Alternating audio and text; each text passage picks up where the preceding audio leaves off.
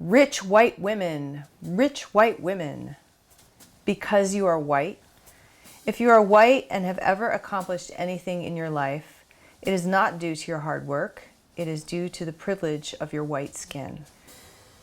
I don't want to just hire 4 white people, you know what I mean? Maybe 2 white and 2 of color, something like that.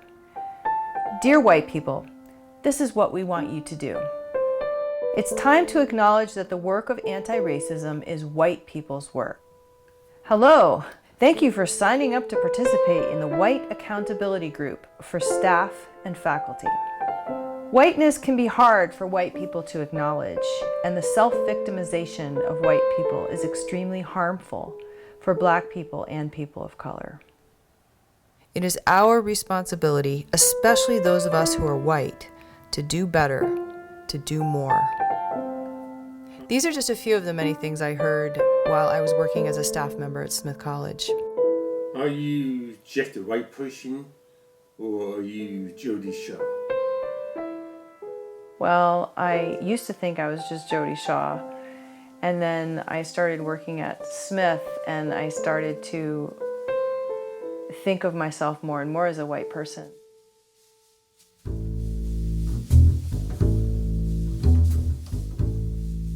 Hi, it's Jodi. I no longer work in the Department of Residence Life in the Division of Student Affairs at Smith College. Jodi is a very courageous woman. It was an agonizing decision. You cannot subject people to trainings where you're telling them that they are bad, or shaming them, rather, because they don't do something you expect them to do based upon their skin color. Jodi Shaw had the courage. It was essentially a decision between comfort or freedom. And I chose freedom. Obviously, she had the courage. She has 2 children. It was her job. She graduated from there. I chose to fight. On Friday afternoon, I stepped off a cliff. It's hard to watch an institution say all these things, like Smith has said for years about empowering women and doing this and doing that, and then watch them in action and find out that a lot of it is just talk. I retained the right to file a legal claim in a U.S. court of law against Smith College, and that's what I intend to do.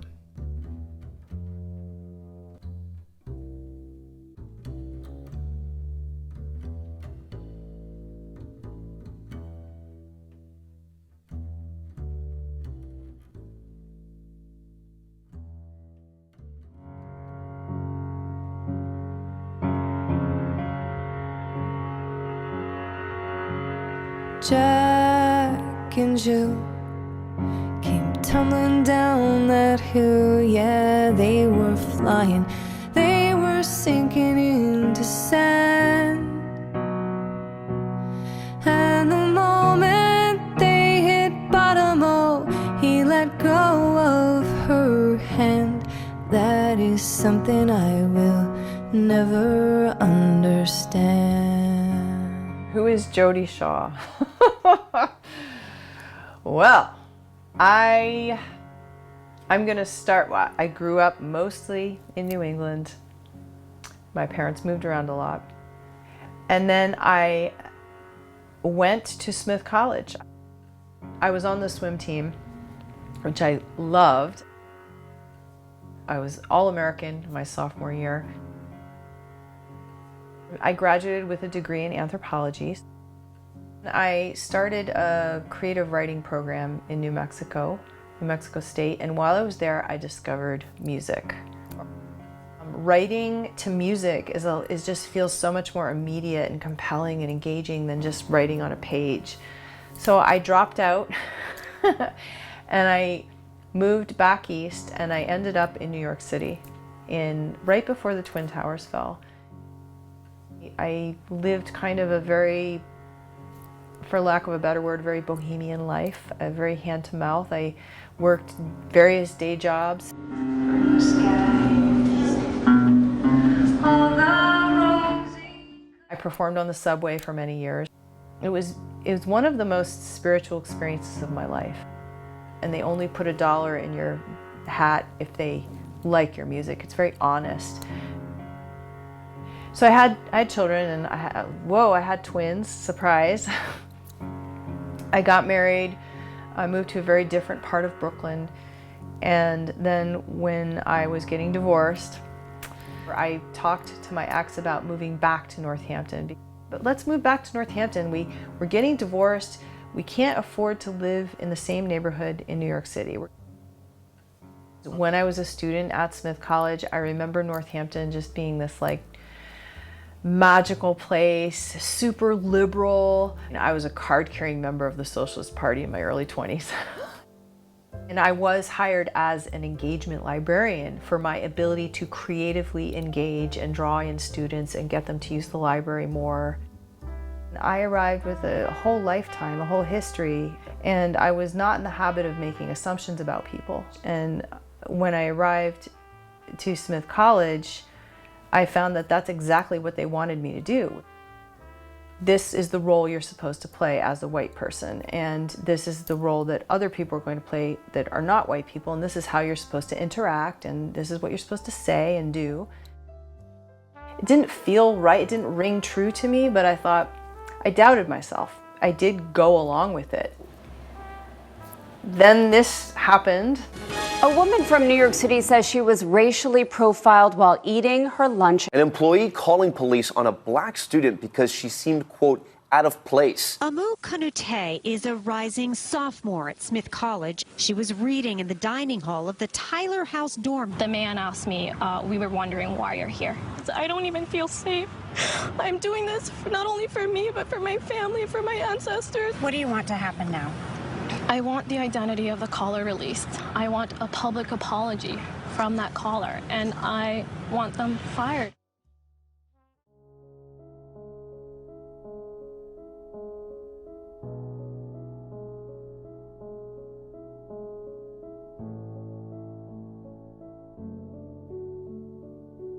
Sorry, I actually sent an email to a black colleague who had left the college saying, isn't this terrible? And I didn't know any of the facts. I just took the college's word for it.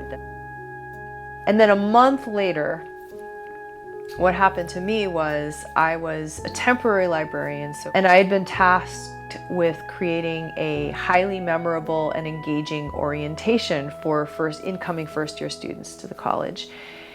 This was the last day of orientations. The person who gave me the venue said, in reality, most students by then are exhausted and they don't want to go to any more orientations. But if you do something wild and crazy, I promise you, I will get the students in there. And I thought, well, it's obvious. I'll do a rap.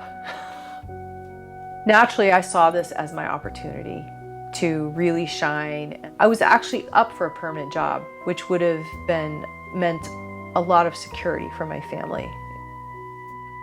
A week before I was supposed to do this performance and this orientation for 600 students, and you can imagine all the work that goes into something like that, my supervisor came into my office and he said, given the incidents of July 31st, 2018, you can't do the rap. And I was like, well, why? What do you mean? And he said, because you're white. I started to connect the dots with this July 31st, 2018 incident. What I saw after that incident was the college immediately jumping to the conclusion that this had been a racial incident.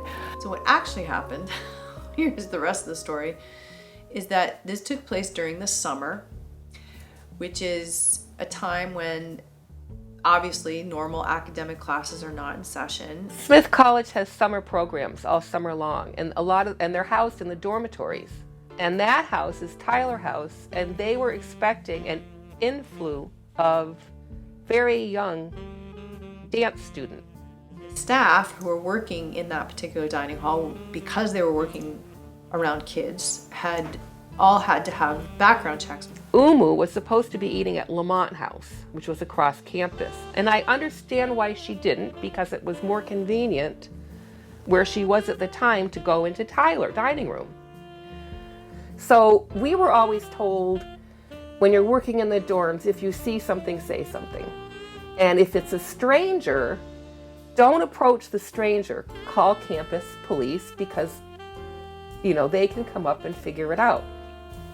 Jackie Blair happened to be working in that dining hall at the time and said something. Oh, I didn't know you were in this program. And the student said, just flashed her student ID. And Jackie's just like, okay, fine, whatever. and allowed the student to stay. And in walks a custodian. And the custodian's glancing around because his job is to close up the house for the day. I knew this guy. I'd worked with him for 30 years, and he's the most innocuous, nicest guy.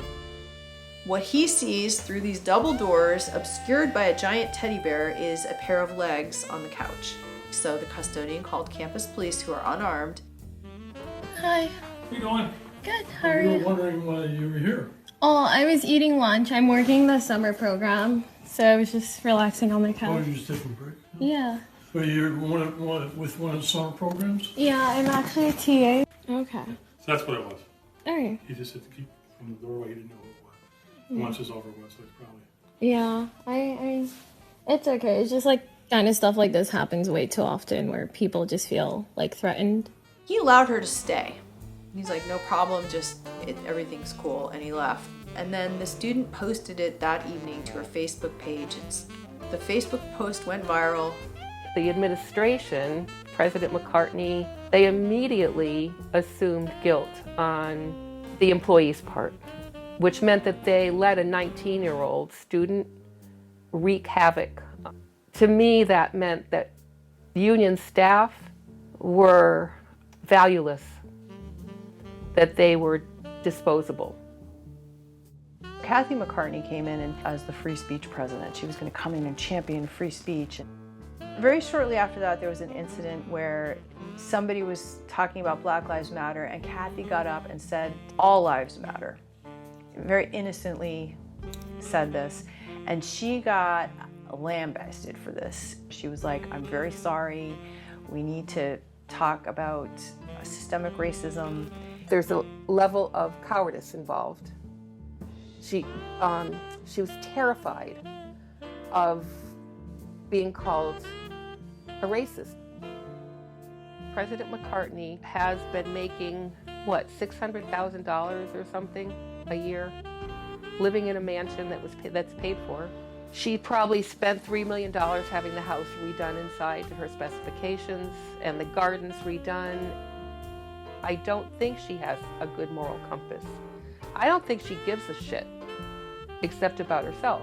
And the first time I met her, the first thing I thought of was the word avaricious. And I think I was right. 3 weeks later, the student was determined to find out who had called campus police on her. And so she went through the staff directory and found 2 individuals and posted them to her Facebook page and said, these are the 2 people who called campus police on me. And that Facebook post went viral. I'm the infamous employee who was not on campus during this incident of July, I believe, 31st, 2018. I was at home here having lunch when the incident happened. So it's amazing how much trouble I got in. It was a normal day, like any other, getting ready for school opening. And I got paged, and it was the director of our department at the time, but Diane Benoit. We sat down. She told me that I was put out there as the racist who called the police on the student. Oh, okay. Because I knew it wasn't me. After that, a few of my coworkers came in and joking around with me saying, what did you do? What did you do? The union president had printouts of her Facebook page with my picture, Jackie Blair's picture, calling us racist. I knew then things were serious. I have an impression that if you work as a custodian or a dining room assistant, or you're in a union and you're actually wearing a blue uniform, somehow that means that you are uneducated and lower class, and therefore you're more apt to be racist. By the time I got home, my anxiety was off the charts. I have a family, I have a house, I have a mortgage, and I was making $40,000 a year. The stress on my wife was unreal. The stress on our relationship was unreal. There was some bad times. We were the fall guys. We're expendable.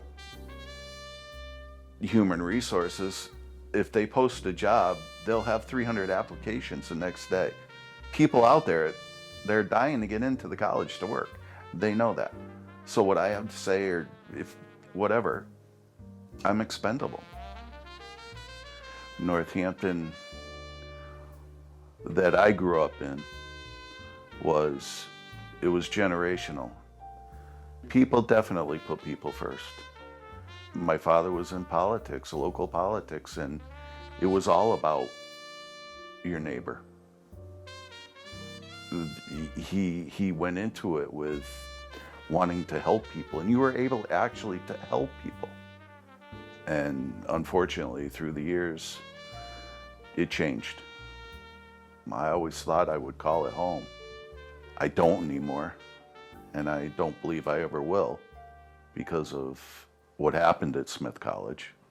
The college never came out and publicly apologized to these staff members. We're sorry that we continued to push this as a racial incident when it wasn't, and we're sorry that you were collateral in that. The person who made these accusations, that she understands what she said, her words did this. Her not thinking about her words did this. And there was just nothing from Smith, nothing. That's why it goes back to what I said earlier, you're just a number. You're just a number.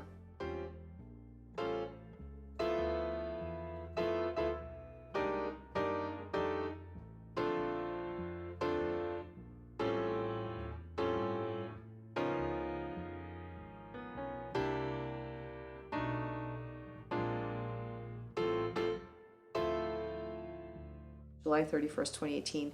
It changed the campus. One now has in the back of their mind, if I mess this up, or if I say the wrong thing, or if I just happen to be in the wrong place at the wrong time, what I saw happen to those people can happen to me.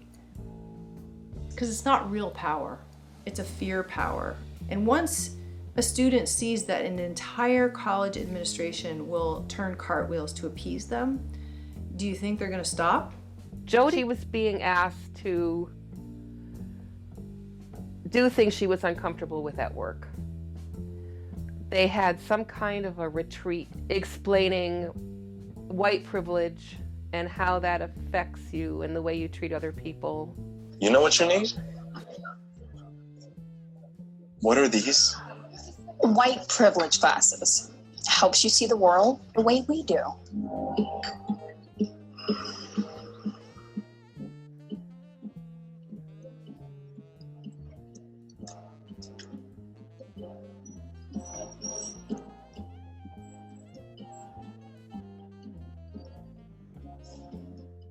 I was up for a permanent position, so I was like, oh, I don't want to say anything. Like, if I say so, I should report this, but maybe I shouldn't. Maybe it means I'm racist, and if I do, I won't get a job. And so my solution to that was simply to exit the situation. And I thought, if I leave the academic part of Smith and go to the non-academic, the residence life, that surely all of this talk about race and white privilege and all that stuff, like surely I will go below the radar.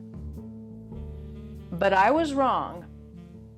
I was told in the Res Life department that I had to consider color in dealing with students and colleagues. But nobody ever told me what that meant. What does that mean to consider color? part of my job was helping students get room changes based on room accommodations based on a disability. So this student had service dog in training. She was a white student, and there was a black student who lived in the room near her who said that the dog was making a lot of noise and bothering her. I didn't know the skin colors of the students at first.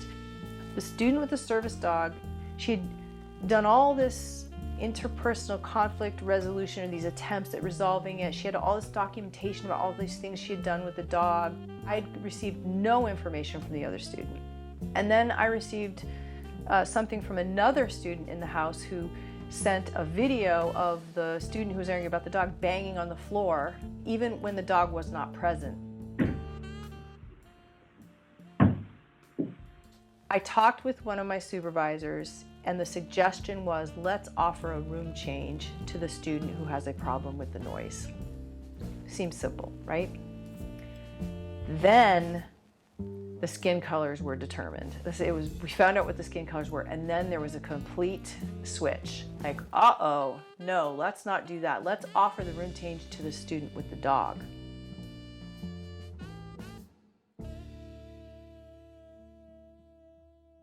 It felt so wrong because here's Smith talking about, anti-racism and all these fighting systemic racism, and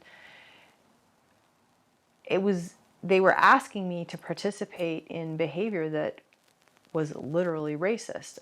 I was looking at two people's skin color, and you're supposed to take X action based on, because this person's white and this person's black. And it really bothered me that I just didn't want to be any part of this.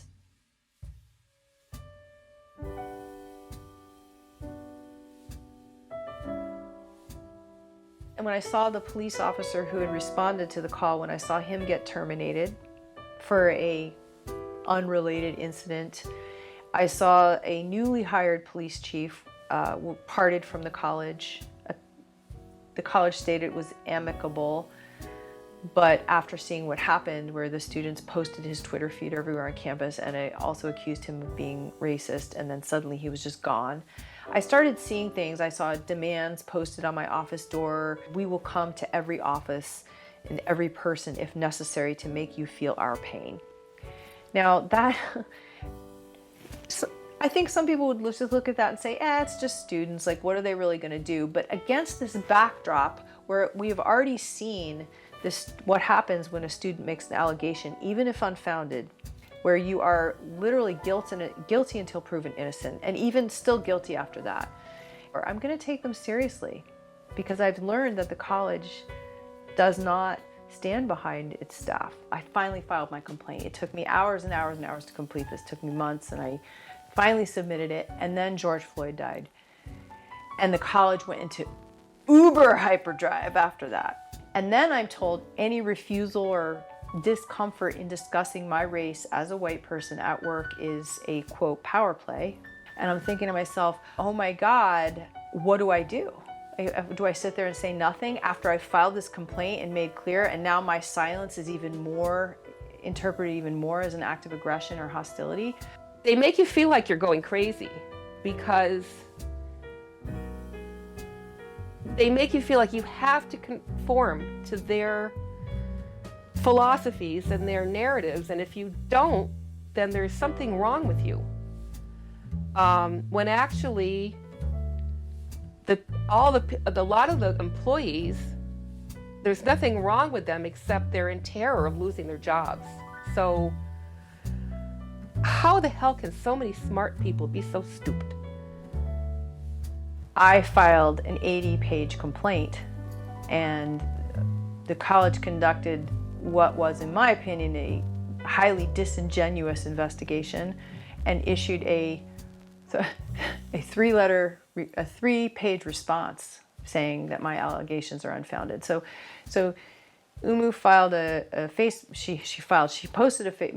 post, and the college responded with a 70-plus page investigation. So I sent out a few Hail Mary emails, and when those were not responded to, I decided to make the first video. I'm white, and that really shouldn't be relevant, but my employer has made it clear over and over and over again that not only is it relevant, but it's possibly one of the most important, or if not the most important feature of me as a human.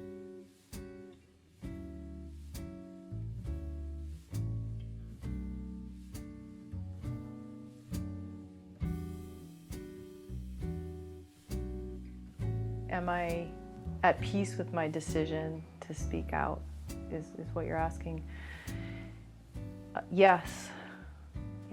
There are things I probably would have done differently, of course, looking back. I did not feel I had a choice. I did feel like if I continued to not speak out and along that path, that the psychic pain of doing so would be greater than the cost of speaking out. The cost of, there has been a cost to speaking out, but my reward is that I'm now in contact with hundreds of people who feel the same way. And certainly the lawsuit, that's very important. Because if nobody challenges this in court, then it kind of becomes acceptable. So I'm hoping my case is successful, or one of the other cases that are coming up will be successful and set a precedent. You can't expect a material reward when you're undergoing a spiritual quest. When you undergo a spiritual quest, the rewards are not going to be material. And so there is a lot of material fallout, but in the end, what's inside is what's most precious to me. And that's what I'm seeking to preserve, my integrity and my morals. And those things are far more valuable than any material fallout I could suffer.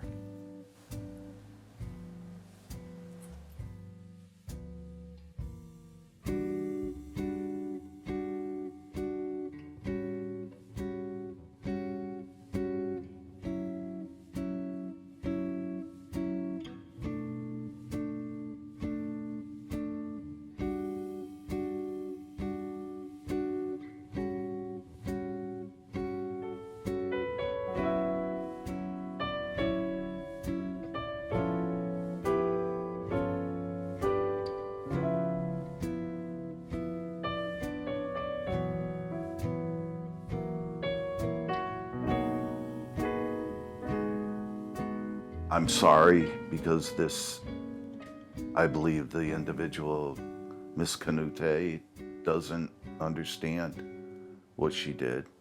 I'm sorry that the college doesn't understand what their training's doing or what their policies are doing. And I really wish they would stand up for the people that work for them. Because those first days of class wouldn't happen without us. Those special events wouldn't happen without us. Those cold winter mornings, 4 a.m. with a shovel in your hand, so they could all get to their office or get to class during a snowstorm. That was us, nobody else. So they need to have a little more compassion and a little less politically correct. I pray for Jodi, Tracy, Jackie, and the others. I know I'll be okay. I have the best support system here. But it hasn't been easy. I want President McCartney to see this, because I want her to know we are human.